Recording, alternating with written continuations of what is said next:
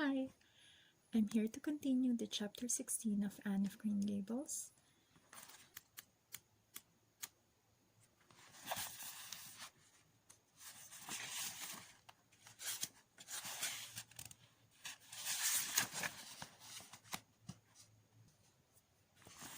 The next day was Sunday, and as the rain poured down in torrents from dawn till dusk, Anne did not stir abroad from Green Gables. Monday afternoon, Marilla sent her down to Mrs. Lynde's on an errand. In a very short space of time, Anne came flying back up the lane with tears rolling down her cheeks. Into the kitchen she dashed and flung herself face down on the sofa in an agony. "Whatever has gone wrong now, Anne?" queried Marilla in doubt and dismay. "I do hope you haven't gone and been saucy to Mrs. Lynde again." No, and stormy your sobs. "Anne Shirley, when I ask you a question, I want to be answered. Sit right up this very minute and tell me what you are crying about." Anne sat up, tragedy personified. Mrs. Lynde was up to see Mrs. Barry today, and Mrs. Barry was in an awful state. She wailed. "She says that I sent Diana drunk Saturday and sent her home in a disgraceful condition. And she says I must be a thoroughly bad, wicked little girl, and she's never going to let Diana play with me again. Oh, Marilla, I'm just overcome with woe." Marilla stared in blank amazement. "Set Diana drunk," she said when she found her voice. "Anne, are you or Mrs. Barry crazy? What on earth did you give her?" "Not a thing but raspberry cordial," sobbed Anne. "I never thought raspberry cordial would set people drunk, Marilla. Not even if they drank 3 big tumblerfuls, as Diana did. Oh, it sounds so like Mrs. Thomas's husband. But I didn't mean to set her drunk." "Drunk fiddlesticks," said Marilla. Marching to the sitting-room pantry, there on the shelf was a bottle which she at once recognized as one containing some of her 3-year-old homemade currant wine for which she was celebrated in Avonlea. Although certain of the stricter sort, Mrs. Barry among them disapproved strongly of it. And at the same time Marilla recollected that she had put the bottle of raspberry cordial down in the cellar instead of in the pantry as she had told Anne. She went back to the kitchen with a wine bottle in her hand. Her face was twitching in spite of herself. "Anne, you certainly have a genius for getting into trouble. You went and gave Diana currant wine instead of raspberry cordial. Didn't you know the difference yourself?" "I never tasted it," said Anne. "I thought it was the cordial, and I meant to be so hospitable. Diana got awfully sick and had to go home. Mrs. Barry told Mrs. Lynde she was simply dead drunk. She just laughed silly like when her mother asked her what was the matter, and went to sleep and slept for hours. Her mother smelled her breath and knew she was drunk. She had a fearful headache all day yesterday. Mrs. Barry is so indignant. She will never believe but what I did it on purpose."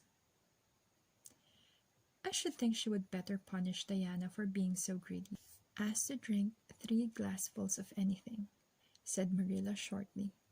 "Why, 3 of those big glasses would have made her sick even if it had only been cordial. Well, this story will be a nice handle for those folks who are so down on me for making currant wine. Although I haven't made any for 3 years, ever since I found out that the minister didn't approve. I just kept that bottle for sickness. There, child, don't cry. I can't see as you were to blame, although I'm sorry it happened so." "I must cry," said Anne. "My heart is broken. The stars in their courses fight against me, Marilla. Diana and I are parted forever. Oh, Marilla, I little dreamed of this when first we swore our vows of friendship. Don't be foolish, Anne. Mrs. Barry will think better of it when she finds you're not really to blame. I suppose she thinks you've done it for a silly joke or something of that sort. You'd best go up this evening and tell her how it was." "My courage fails me at the thought of facing Diana's injured mother," sighed Anne. "I wish you'd go, Marilla. You're so much more dignified than I am." "Likely she'd listen to you quicker than to me." "Well, I will," said Marilla, reflecting that it would probably be the wiser course. "Don't cry any more, Anne. It will be all right." Marilla had changed her mind about its being all right by the time she got back from Orchard Slope. Anne was watching for her coming and flew to the porch door to meet her. "Oh, Marilla, I know by your face that it's been no use," she said sorrowfully. "Mrs. Barry won't forgive me." "Mrs. Barry indeed," snapped Marilla. "Of all the unreasonable women I ever saw, she's the worst. I told her it was all a mistake and you weren't to blame. But she just simply didn't believe me. And she rubbed it well in about my currant wine and how I'd always said it couldn't have the least effect on anybody. I just told her plainly that currant wine wasn't meant to be drunk 3 tumblerfuls at a time, and that if a child I had to do with was so greedy, I'd sober her up with a right good spanking." Marilla whisked into the kitchen, grievously disturbed, leaving a very much distracted little soul in the porch behind her. Presently, Anne stepped out bareheaded into the chill autumn dusk. Very determinedly and steadily she took her way down, through the sere clover field, over the log bridge, and up through the spruce grove, lighted by a pale little moon hanging low over the western woods.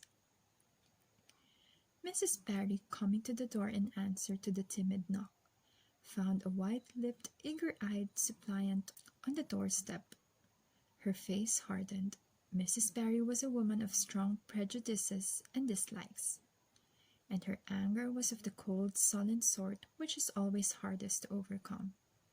To do her justice, she really believed Anne had made Diana drunk out of sheer malice, prepense, and she was honestly anxious to preserve her little daughter from the contamination of further intimacy with such a child. "What do you want?" she said stiffly. Anne clasped her hands. "Oh, Mrs. Barry, please forgive me. I did not mean to intoxicate Diana. How could I? Just imagine if you were a poor little orphan girl that kind of people had adopted, and you had just one bosom friend in all the world. Do you think you would intoxicate her on purpose?" "I thought it was only raspberry cordial." I was firmly convinced it was raspberry cordial. "Oh, please don't say that you won't let Diana play with me anymore. If you do, you will cover my life with a dark cloud of woe." This speech, which would have softened good Mrs. Lynde's heart in a twinkling, had no effect on Mrs. Barry, except to irritate her still more. She was suspicious of Anne's big words and dramatic gestures, and imagined that the child was making fun of her. So she said coldly and cruelly, "I don't think you are a fit little girl for Diana to associate with. You'd better go home and behave yourself." Anne's lip quivered. "Won't you let me see Diana just once to say farewell?" she implored. "Diana has gone over to Carmody with her father," said Mrs. Barry, going in and shutting the door. Anne went back to Green Gables, calm with despair. "My last hope is gone," she told Marilla. "I went up and saw Mrs. Barry myself, and she treated me very insultingly. Marilla, I do not think she is a well-bred woman. There is nothing more to do except to pray, and I haven't much hope that I'll do much good. Because, Marilla, I do not believe that God himself can do very much with such an obstinate person as Mrs. Barry." "Anne, you shouldn't say such things," rebuked Marilla, striving to overcome that unholy tendency to laughter, which she was dismayed to find growing upon her. And indeed, when she told the whole story to Matthew that night, she did laugh heartily over Anne's tribulations. But when she slipped into the east gable before going to bed and found that Anne had cried herself to sleep and an accustomed softness crept into her face. "Poor little soul," she murmured, lifting a loose curl of hair from the child's tear-stained face. Then she bent down and kissed the flushed cheek on the pillow. And that's the end of chapter 16. Thank you for listening.